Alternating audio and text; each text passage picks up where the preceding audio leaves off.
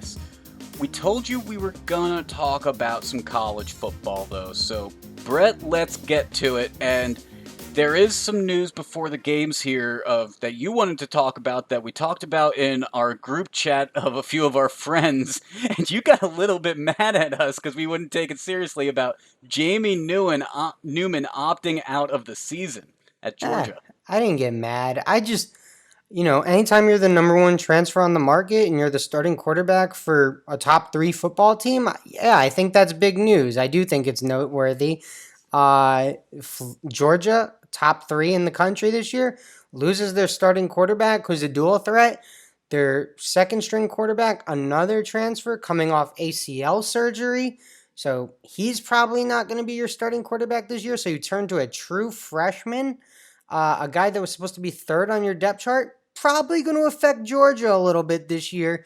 And Georgia bettors, be aware of what is going on in that quarterback room.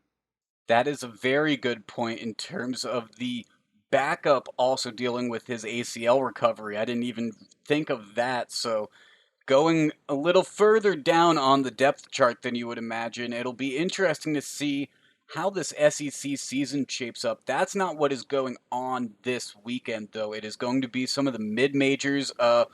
We saw Central Arkansas already had one of their games, and Brett, they're playing on Thursdays. Does the 1-0 start to their season entice you at all when they're plus 19.5 against UAB?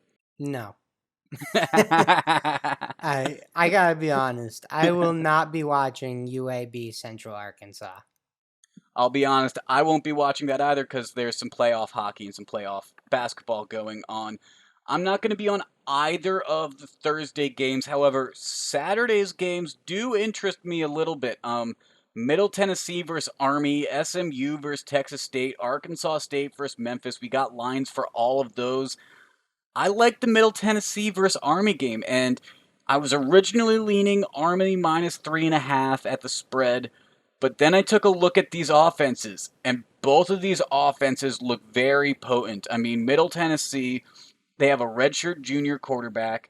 They have two ACC running backs transferred to them, a deep wide receiver core. They're top 50 estimated in terms of their offense. Army, who we all know runs the Veer, has two senior running backs, a junior quarterback, and an entire offensive line of upperclassmen.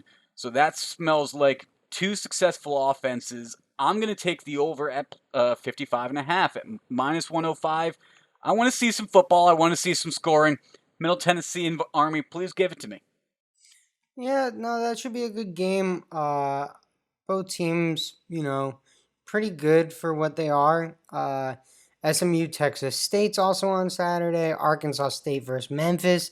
Now, if you're gonna bet Memphis, you have to be aware Kenneth Gainwell opted out of the season, and he's probably the best running back outside of the Power Five in college football. So that's a big loss for Memphis. 19.5 point favorites against Arkansas State.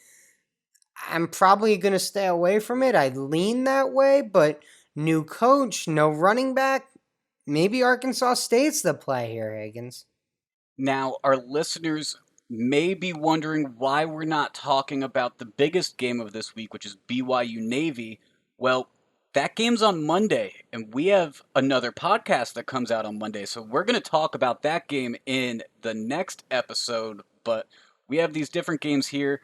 I like the Middle Tennessee versus Army game. SMU Texas State at minus 22.5 intrigues me, but that's a lot to give up, more than 3 touchdowns.